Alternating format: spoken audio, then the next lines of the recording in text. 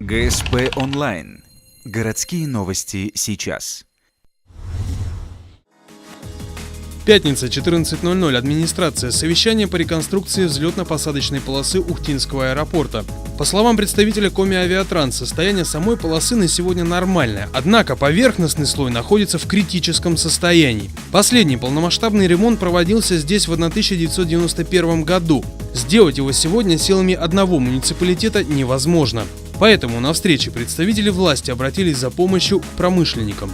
Мы сегодня, по большому счету, остаемся без полосы, и мы вынуждены обратиться к вам с просьбой вместе с нами произвести ремонт плоскостных сооружений аэропорта Ухта.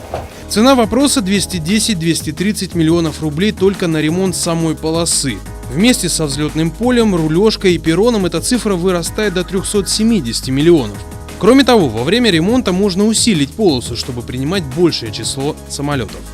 Есть у нас федеральная целевая программа России, в которую и Ухта включена, которая была намечена на сроки 10-15 годы.